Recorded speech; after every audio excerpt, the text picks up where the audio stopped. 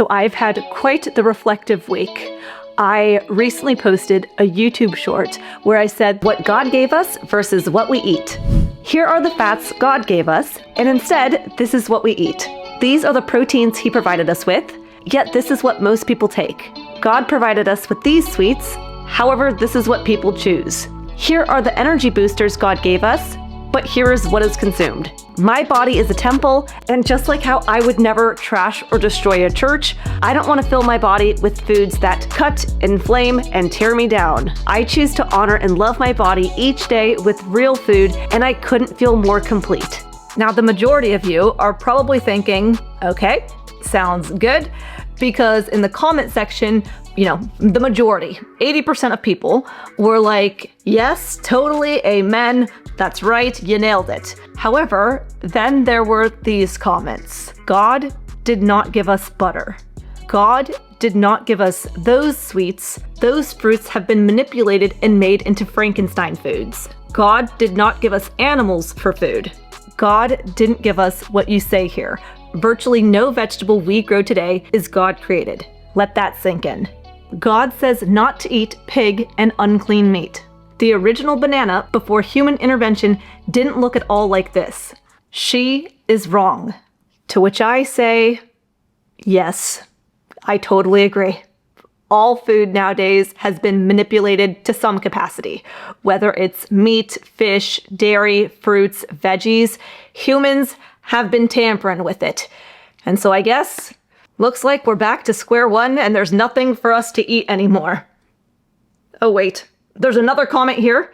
All of food is what God provides us, regardless of what the food is. Truth is, since all of these ungodly foods have been created, we're living longer. God gave us brains to allow us to do science and create new foods. Oh, perfect. Well, that's easy. I can't argue with that. Wait. God didn't give us anything because there's only a pretend God. Evolution has given us everything, and there is proof of that. That's a fact, unless you can prove otherwise. Your content is fairly decent, but please don't use God and religion to spread fear of food to people. You can spread knowledge without using that evil religion. Now, honestly, you guys, when I first saw these comments, I actually was not bothered by them whatsoever. I wasn't sad, I wasn't angry, and typically, I am someone who does get more triggered by controversy. I just want to be the peacemaker, I want everyone to be happy and to get along, but I also recognize that we have to have more conversation around these kinds of topics, because otherwise, well, we just recently saw some things happening in our news and things happening constantly, likely from lack of conversation and realizing that we're all just people. So at first, when I saw these comments, I thought, okay, everyone has an opinion. I'm wrong. What's new? But the more I read into these comments, I realized these sounded exactly like every food debate we see online. Red meat is going to give you cancer. Fruit is going to give you fatty liver disease. Vegetables are going to give you leaky gut. Fish is going to give you mercury toxicity. Coffee is going to tax your adrenals. And so you're left to eat a bowl of air. With the conversation around what foods God created and whether God is real or not, and with the conversation around what foods you should or shouldn't eat, and then similarly with conversations around politics, sexuality, how to raise your children. All of these debates show me something that is truly human. We are all searching for safety, certainty, and meaning. We want to know what's good, what's safe, what won't hurt us, what's right. But the harder we search for these answers, the more contradictions we find. And when we can't find certainty, then we argue louder or we give up entirely. We're like, forget it, this is too complicated. I'm just gonna go pick up some Taco Bell. The reality is, you'll never get 100% certainty from humans. Every food will have an enemy. Every belief will have a critic, because people have their versions of right and wrong based off of their experiences and their beliefs, and based off of the algorithm that seems to populate the same content in front of your face day after day until you start to believe the one side is the only right and one side, and then you start becoming manipulated into thinking certain things because of the algorithm. But other than that, you've got complete free will to think how you want. Anyway, if I were to eat a certain food or take a certain action based on what I believe is right, there will always be someone who says that I am wrong, and that's okay. I think the sooner people can recognize that, as an individual and as a society, we are constantly changing what is good and bad, the sooner you can find peace. Just a few decades ago, what we considered wrong is now considered right. What we considered just a few years ago as permissible, we now consider as wrong. And so it's just constantly changing. It's hard to keep up. And yet we become so adamant that our current beliefs are the right ones that we will sit and judge and ridicule others for not keeping up with our ever-changing opinions. And so to me, all of these debates around food are something much bigger. We're debating meaning. For many people, they tie what they eat to how they live and who they are. Vegans see eating plants as moral purity.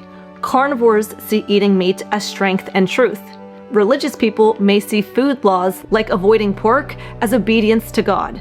Others who avoid junk food see eating clean as proof that they're disciplined and worthy. And so when someone questions what you're eating, it's like an attack on your values, your identity, your intelligence, your soul, and even the meaning of life. Like I had mentioned, we live in a world of uncertainty. And when people can't find certainty, they either argue harder or they give up altogether. Now, I'm going to address both kinds of people, especially those who end up giving up and self-sabotaging. But first, for those who argue harder, I'm gonna be honest, like I said, I don't like confrontation. I don't like arguing. I just want everyone to be happy. However, I also recognize why people argue, and for me, that's what gives me peace. So many of you guys ask how I react to negative comments, or when people tell me I'm wrong, or when people make videos about me. And honestly, I am detached from all of it, because what all of this arguing shows me is people care. Underneath all of the sarcasm, all of the criticism, all of the judgment, all of the debate, I see people who are so passionate about wanting to get it right. They care about their health, about their bodies, about meaning. They argue because they want life to matter and they want to live it fully. All of the fighting about food, about God, it's not really about butter or bananas. It's about making choices that matter. It's about not wasting this one shot, not getting it wrong with this life, making the most of it. And so to me, I have a lot of respect for people who are so passionate about their opinion. Now, before we continue, this, again, is my opinion. This is what's helped me. This has been beneficial in my life. I would like to thank today's video sponsor, Element Electrolytes. For me, it's been a drink mix that I can add into my water, which it's so delicious it helps me drink more water, and it's also helped me in the past with eye twitching, muscle cramping. It's helped my family with fatigue, low energy, migraines, heart palpitations, leg cramps, and Element is a really clean ingredient brand for electrolytes with no high fructose corn syrup, no artificial food dyes, no colors, and it has the science-backed ratios of sodium, magnesium, and potassium that can help our cells stay more hydrated, help with nerve function, and heart health. Element comes in a bunch of different flavors, from chocolate salt, grapefruit, watermelon, raspberry, citrus salt. To me, it's like a healthy soda where I don't have any of the junky stuff from a soda, but I still get a nice flavorful drink that is also very hydrating. If you'd like to check out Element, you can use the link in the video description to get 8 free packets of Element's most popular flavors with any order, or you can get those 8 free packets by going to the link in the video description, drinkelement.com/LillieKane. Now, I want to address the people who just give up and stop trying altogether. To me, the way that we treat our bodies and what we eat reflects how we see ourselves. When we feel unworthy, we treat our temples, our bodies, our lives carelessly. We will self-sabotage, eat more junk food, overeat, use alcohol to help numb us. To me, food choices aren't just about calories. They're about how we view ourselves and the stories we've internalized. I have so many clients who they say, losing weight is hard. I'll never be healthy. I'm going to be fat for the rest of my life. And then what happens? They act on those thoughts. they skip the workouts, they eat the foods that don't serve them, and then they feel, yep, okay, see, I told you so. I knew that this would happen. They fall into the same patterns as a protective loop because it feels comfortable and they feel in control. If I expect failure, then I won't be disappointed. If I sabotage myself, then I'm in control of my failure. And often these stories that we tell ourselves are shaped in our childhood. Messages like, you're lazy, you'll never be good enough, or you need to earn love gets internalized, which makes people unconsciously believe that they deserve struggle or failure with their weight and their health. And on top of this, I think social media amplifies these kind of unrealistic health outcomes for a lot of people, as far as when we're constantly comparing ourselves to others online. Oh man, I'm behind. I need to make more money, travel more, look more beautiful, have more friends. And when we can compare ourselves constantly to people, it's like we're just getting so far behind that we're like, you know what? I can't even keep up. Forget it. I'm done. When really we're comparing ourselves to impossible standards, and standards that are, like I already mentioned, constantly changing. And so if we don't have an anchor, whether that is an anchor of faith, values, or self-compassion, people will self-sabotage themselves. So a couple things I will tell clients is, one, if I were to blindfold you, put you in a dark room. You're not watching TV, you're not listening to a podcast, you're not talking to a friend or a family, you are just sitting in a dark room, blindfolded, not listening to anything. If we were to then put food in front of you, you would really have to be more present with the food you're eating. You might notice, I'm actually full. You might notice, this food tastes like chemicals. You might notice, actually, this food makes me have a stomach ache. But I think a lot of us are moving so quickly through our day, go, go, go, we're not even consciously aware of what we're putting into our bodies and how it's impacting us. So for me, I like to think about, okay, let me pause, let me be quiet, let me silence myself, let me get out the noise. Then it makes it easier for me to hear and listen to what my body and what I truly need. Another visual that I like to use to help me stay more anchored and grounded is I picture Jesus. Now, whether you believe in Jesus or not, most people would associate the word or the term Jesus to represent someone who is pure love, peace, patience, presence, and consciousness. And so if he were to be at a table of pizza, of beer, of salad, of steak and eggs, of M&Ms, how would he respond to each food? He would be able to recognize when he's full, when something is bothering him, when something is off. He would be able to listen to his hunger cues. And so I think that for a lot of us, we have lost our inner consciousness and love for ourselves and wanting to take care of ourselves because some childhood memory, some sibling, some parent, some person in our lives, or the things we watched on social media made us believe that we're not worthy of love. And that's not true. That is the biggest, fattest lie in the whole world. You are stronger and more resilient than you know, and you are loved. And I know sometimes it doesn't feel that way, and it feels very isolating and very lonely, because I feel that way. Even when my loving husband is sitting right next to me, sometimes I can feel lonely and emptiness.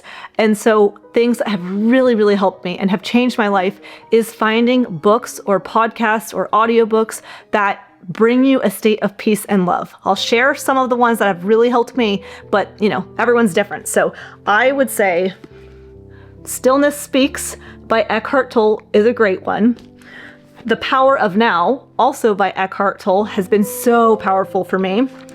You Are the Placebo by Dr. Joe Dispenza.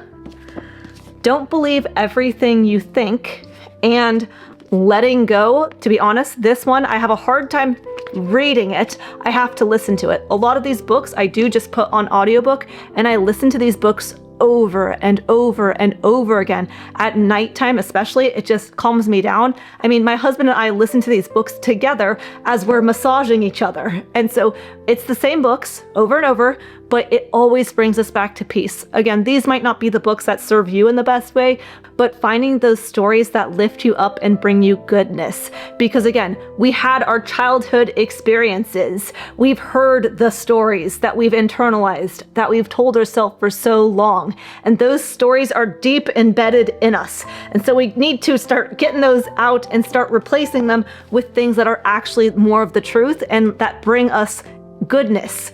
I want to live my life feeling good and happy and joyful every day. And yes, not every day is butterflies and rainbows, but a lot of my days are really, really great. And I would associate that by just filling my body with goodness through books, but also through food. I treat my body like I would treat a child, where I am going to be loving and kind and gentle and compassionate. I want to feed it the right foods so that my body can flourish and thrive. And I might not get it right, and I might change my mind, and that's okay. And so finding the peace with that as well. But I just wanted to talk all this out there with you guys, because I find a lot of people who they're arguing, and some people, they look at the arguing and they go, scary, let me avoid, let me stay away. When we can enter the conversation, I try to enter the conversation through a loving way. How can I put myself in that person's shoes so that way I can better understand them and where they're coming from? But then on top of that, we're also arguing with ourselves, having this internal dialogue and conflict where we're treating ourselves poorly. And so I think whether we're arguing with other people or arguing with ourselves, the thing that we need more than ever is love. And I know it sounds cheesy, but it's the flippin' truth. Or maybe it's not the truth, and you guys can let me know if it's not. But I like the way that love makes me feel. And so if you also want to feel full of love and joy, then go out and get it. It's out there for you. And I hope you have a lovely day. Don't be silly. Subscribe to Lillie, and I'll see you soon.